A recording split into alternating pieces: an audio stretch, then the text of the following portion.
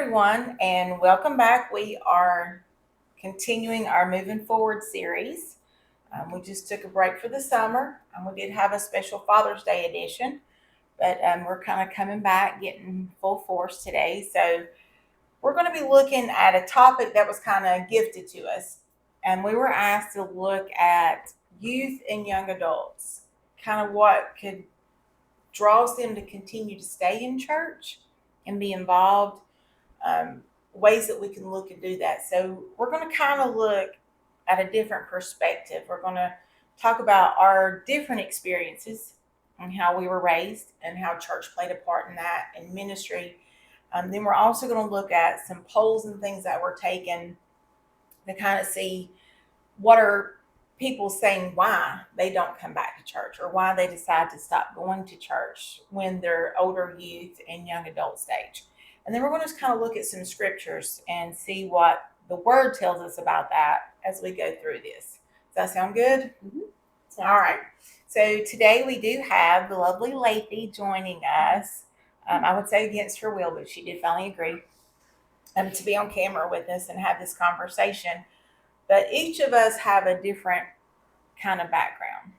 So Cindy, I'm going to start with you, Okay. and if you'll just kind of share, like your experience being raised, going to church, what that looked like in your family for you, and kind of how that carried on. Okay. When I was a little girl, my daddy took me to church every single Sunday. Mm-hmm. There's not a time that I remember that I didn't go to church. Right. So it was every Sunday. It was non-negotiable. So, I got up and went to church. Now my brother and sister went with my mom. We kind of had a odd setup to where mom went to one church, daddy went to another, and I went with daddy. Mm-hmm. So it was, I went my whole childhood, and it continued throughout my life. So I will say that did instill the importance to me Mm-hmm. and a habit Right. that you get up every single Sunday and go to church. And it's kind of funny. Even when I got married, moved out on my own, my daddy would still call me. Are you up? Are you getting ready for church? Yes, Daddy, I'm Right. up. I'm getting ready. I'm coming. So that's how what my experience was. Mm-hmm. That's great. All right, Miss Lathy. What was your experience as far as growing up? I know you weren't kind of raised in church, so you kind of have that in common, but you still have a different experience than what I had. So, what did that look like for you? So I was not raised in church. It was the stereotypical go on Christmas, go on Easter. Your grandma wants you to come visit, so your mom or your dad they would just randomly take us.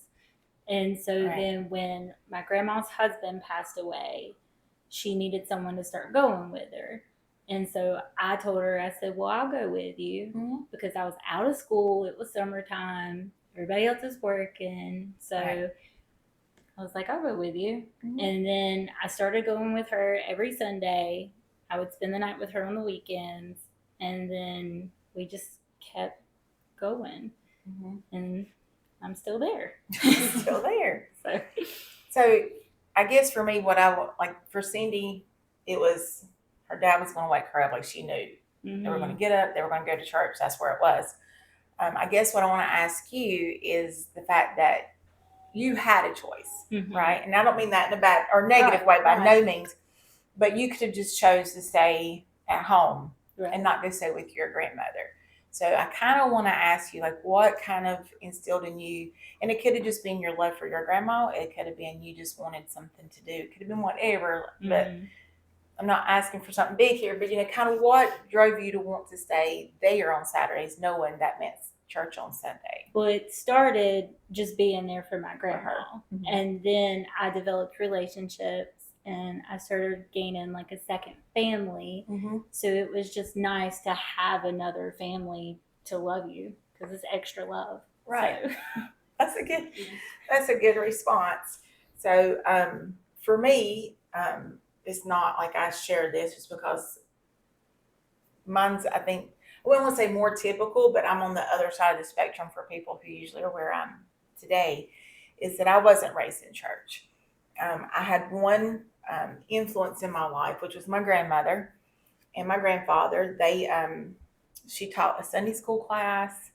He led the choir. They practiced songs at their house, but they weren't close to us. So going to visit them was more kind of like, as you said, your experience with party church with your family would be, it was like holidays. So we would go, Easter, Mother's Day, Christmas to see my grandmother. So while I experienced those things, we didn't go to church with them. But every year we spent 1 week in the summertime with my grandmother. That was a non-negotiable, was to give her some time with us.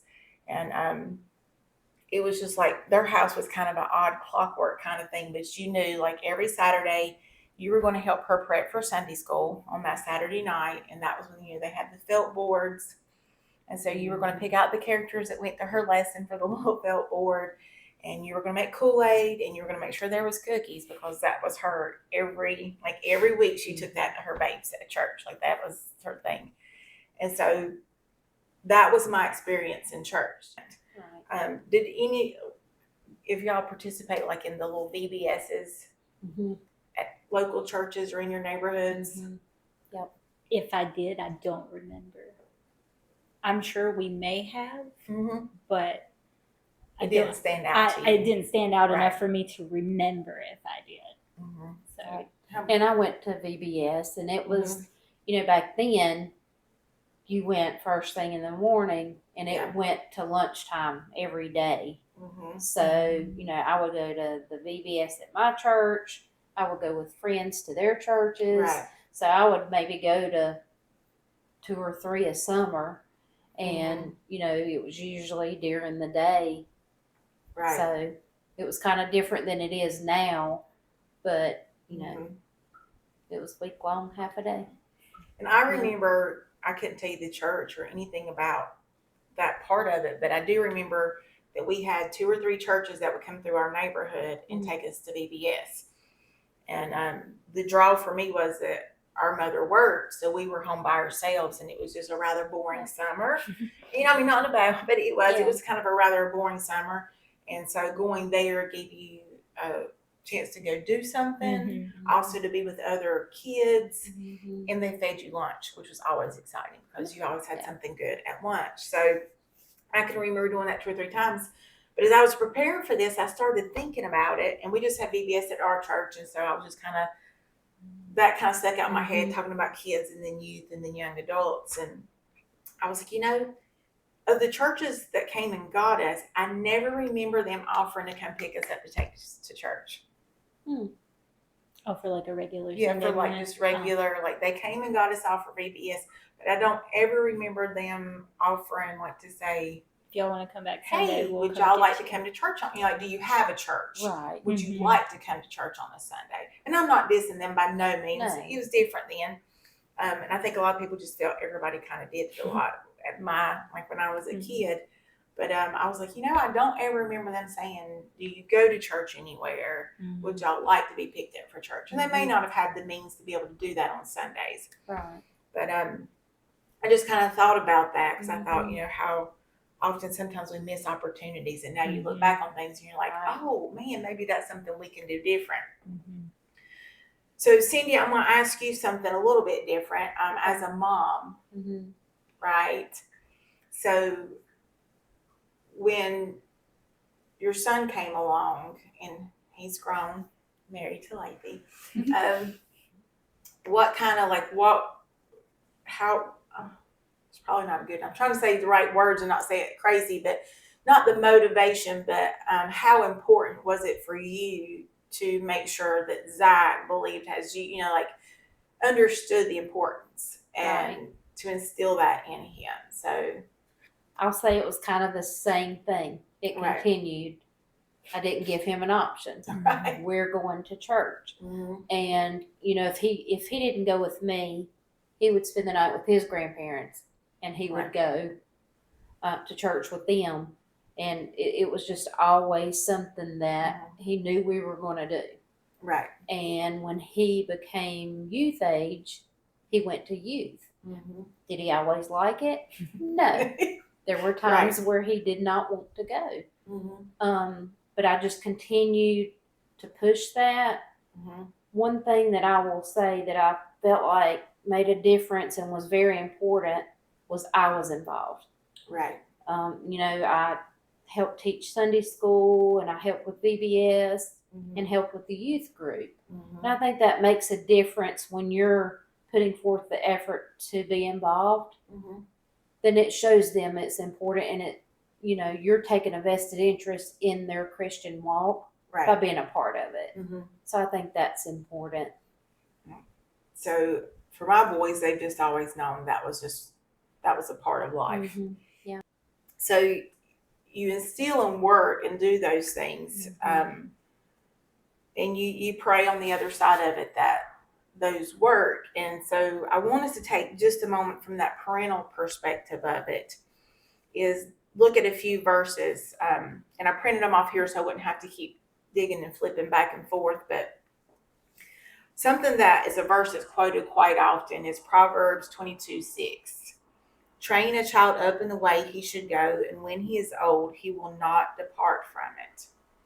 And so this is what this is about. One of the reasons it's so important is for us to train that way is because it puts a foundation. Now, if you got to an age and you could have decided you wanted to walk away, you had training, not so much from, your grandparents, from church family, you had been taught that, and from your grandmother taking you. So you had this influence from your new church family that trains you in these things. But you hit a choice, like when you hit teenage years and young adult even, and I came into your life when you were in youth, older part of youth, not long before you graduated. Was there something at that point other than just like that was your second family that you just wanted like to stay connected to God, or like just being able to grow? Because at that point I've established my church family, right? And at that point I had a relationship with God. So it was now me just trying to grow it, Right. because there were things that I had learned that were like, oh, well that's not right. So then it was a matter of trying to figure out what is right, and just reading more and learning more. And that's what drew me to Self-growth. Yeah. Was deciphering what's culture. Yeah. And been said, and then what truly is what God wants us to know. Right. And I think for us, we've talked before for our kids, like it was very important. We wanted that foundation. Yeah. And, when young adults, older teens hit a certain stage, we can do everything we want, but it's up to them at that point to make their choices. Yeah. And it was interesting to me because there's a fallout in one of the polls I was looking at. It says that there's a great fallout between high school and the first few years of college are established in their life. I can see that. And then there's a coming back somewhere around their later 20s and 30s to what they know to be true. Like they start kind of coming back to that foundation in which they grew up in, which I found to be interesting. I guess for me, in my mind, I was thinking that's the stage where they're probably trying to determine what they believe and what they want life to be versus what mom and dad have taught them, Right. or grandma or the church family has brought into them. And so I think a big key for a lot of people in our youth and young adults today is it's not a priority at home. And I'm not saying you should, I lightly say force your children to do this, but if you don't stress the importance and what matters, how will they know? Right. And so the scripture teaches us in Ephesians 6:1-4, it tells us that children should obey your parents in the Lord, for this is right. Honor thy father and mother, which is the first commandment with promise, that it may be well with thee, and thou mayest live long on the earth. This is the good part here towards us as parents. And you fathers, provoke not your children to wrath, but bring them up in the nurture and admonition of the Lord. We can't control what they do when they become an adult, But in order for, if we want our children to honor us, we need to be bringing them up in the Lord. And I think there's a big difference of things that have taken place is that we can church our children Mm-hmm. and then we can nurture and admonish the Lord in our children. Mm-hmm. And that's two separate things. When you look at one of the things in these polls, there's a Barna Group poll that was done over a 5-year span, and it was on opportunities and challenges of faith development. And what I found was interesting was that of the teens and young adults, and this was from an 18 to 23, they found the experience to be shallow. At going to church, that the experience was shallow, and 31% of them just felt that church was boring, and 24% said that the church was not truly relevant to their own interest. Well, I guess they move out and they become, they have this freedom. They go to college, they're on their own. Yeah. So it's just figuring out, what's my place? Where do I belong? Well, I think, Mom, not necessarily doing everything mom and dad made you do. there you go. So mom and dad made me go to church. Well, now I have that opportunity to decide I what don't I have want to go. do. Yeah. Right. Mm-hmm. And I think there's a difference in, we're going to church because we go to church and you're going to go to church, and bringing them up in the nurture and admonition of the Lord. Mm-hmm. So are we just forcing them to go to church because that's what our family does? To check off the list. Yes. Right. Or being a living example. Or are we Yeah. truly nurturing and demonstrating Mm-hmm. why we come to church? Why we're raising them this way? Why, and making sure that the Lord is at the center of all that. Right. Because it says the church was not relevant to their interest. Well, is it been brought to their attention why they should be interested in the Lord?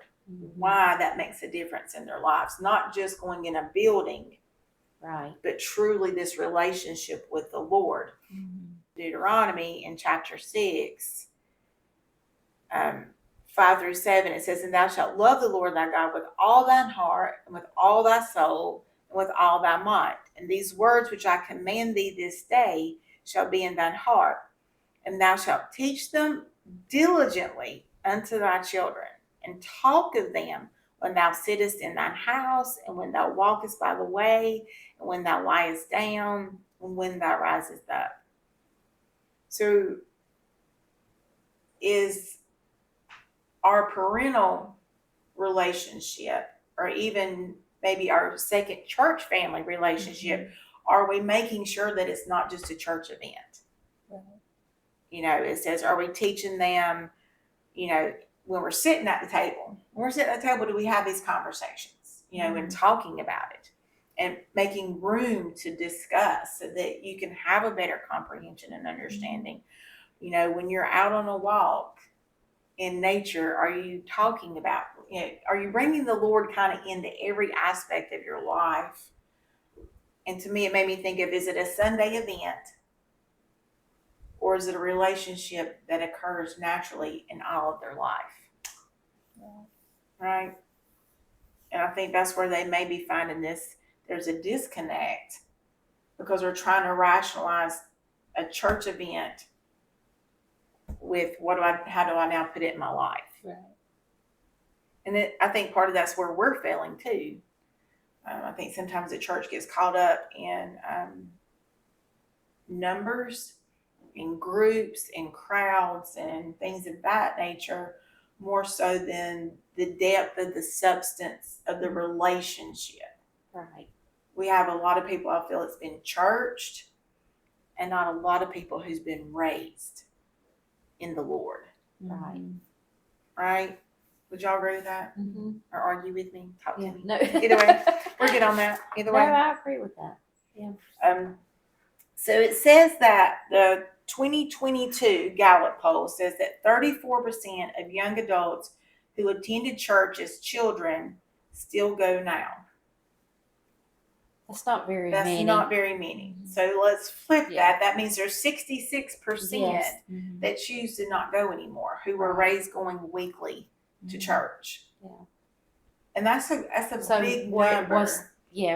what are we missing? Right. So where's this fall away? And so I Right. think that's kind of what we were challenged to talk about. And for me, I'm just going to be as honest because these are supposed to be honest conversations. We're not supposed to have all the answers. I really don't know the answer. Right. I've worked with children's ministry. You help with children's ministry and our younger kids. I've been involved with different youth groups. We've been in churches where our youth excels and they all get older and get jobs and go to college and we lose everyone. Right. And then we grow up the children's church Yeah. back to being new youth. And then that youth, we, kind It's of a fall in the cycle. same cycle. And our children's church ministry isn't quite as many. It's like we kind of do this little wave and flow. And then some churches, it's just like they've got it down and they draw, And so what's that balance that we can find to have this 66%? To stay. I know things will change and they may get jobs that keep them from coming every week. They may go to a college where they may take a little time off because they have to now find a new church or a new set of people.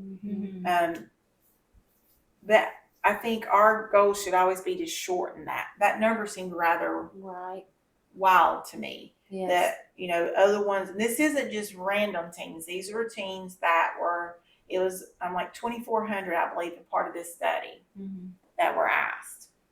That were raised in church. That were raised in church faithfully, not just occasional, but were raised faithfully in attendance to church that just decided as young adults to step away. And that's heartbreaking to me. It is.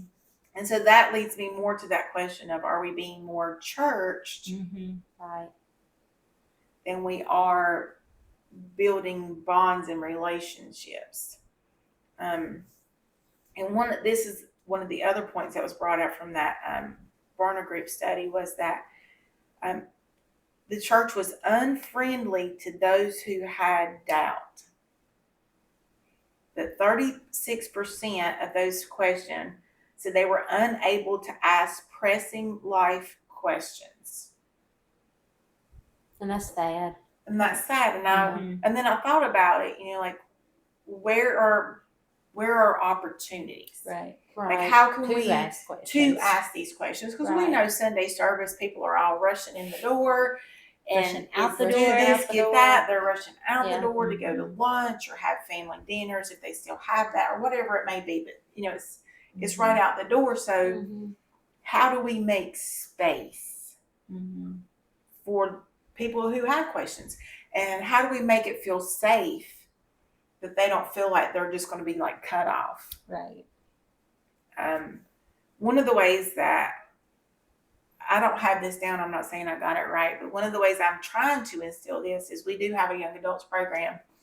And when I say young adults, ours is kind of a vast Young adult / adult. Yes, young adults / beginning adult Yeah. stage of life, because we do have a more senior church. So there's some gaps in there. So we just kind of push this area a little bit together, but about making space and to say it's safe. When we talk, don't feel afraid to answer a question if you don't, because that's the whole thing.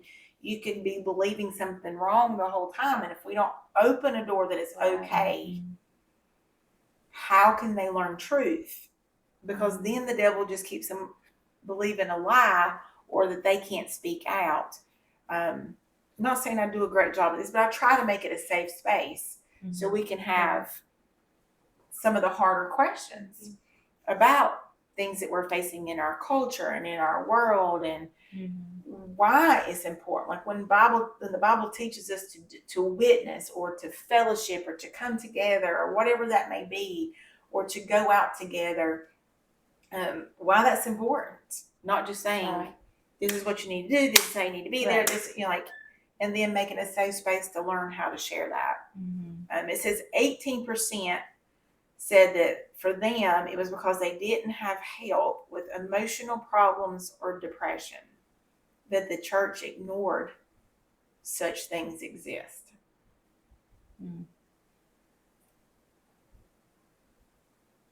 Yeah, I can see that. Sometimes we want to, shut those people out, and we don't want that in the church. Whereas it should be the other way around. Is we should Absolutely. be trying to get them to church to Right. help them through those situations. But sometimes that's very uncomfortable for church people. It is. I think part of it too. Well, how easy is it to tell somebody you've got an emotional issue?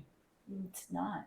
At I all. mean, you have to you know, have like- someone that you are fully comfortable telling that, because if you tell someone you're not comfortable with, they may make a face or they may not know what to do with it. Right. And it's like, okay, and are they willing to help, or are they gonna go talk about you to somebody because you just shared this very sensitive information about Right. yourself to them? So, and it's hard to tell people, and we look at people's reactions and their body language when we tell them something Right. to see how they react. So it's very hard to tell someone. And people worry about judgment. Yeah. Right. You know, if I tell somebody at church this, Right.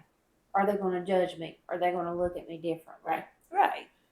And there is a false narrative, and I say this with all my heart, there is a false narrative in the Christian world that, well, if you just had enough faith, or you just had enough trust, or you just had enough whatever, you wouldn't be depressed. You wouldn't have emotional issues. But we all know that's not true. And so in regards, a lot of times there are people are afraid to bring that forward. Right. They're afraid to share that. And I will tell you, there was a very sweet, precious saint of God who was a pastor's wife, and she fought depression and emotional battles. And I loved her to death because she was not afraid to tell that. And the interesting thing was, in her own battle, she kept thinking, I should have enough faith to overcome this. Right. But she would sit with you and tell you it does not mean you lack faith. Like, she would cheer on anyone else in that struggle and walk with them and support them. And it just tickled me because she just kept thinking, maybe if I just had a little more faith. But she did not believe that for anyone else. Just herself. Just, she just kept, but it was just a way she just kept through. And she was a warrior to help people understand that that has nothing to do with your faith or your Christian walk. That doesn't make you less of a Christian or not a Christian. Right. That this is just a battle. And she came alongside and would give you scriptures and encouragement. And she was just an amazing woman of God who loved God. And so in that, I think that's one thing we can do as a church to help, is to be brave enough to share something. Be brave enough sometimes to share our own struggles. If it applies. Right, if it applies, and be willing to be a little vulnerable ourselves, especially if God's gotten us to the other side of it. Right. You know? To help someone else. To help someone else, and make safe places for people to talk, and be able to understand that if someone came to you with that it's okay. Yes, they do read. Sometimes your face may tell off something way before you mean for it to, just because really in your brain you're trying to go, oh my goodness, how can I help this person? Is really what you're thinking. But don't be afraid to say, I don't really know how to help you with this, but let's find somebody. Let's dig into the Word of God together and work through this. And I feel like a lot of these other ones through here, it has to do with, young people with their experience, thinking that church was simplistic and judgmental, wrestling with the exclusive nature of Christianity. 29% had struggles because they felt like they had to choose between having faith or having their friends.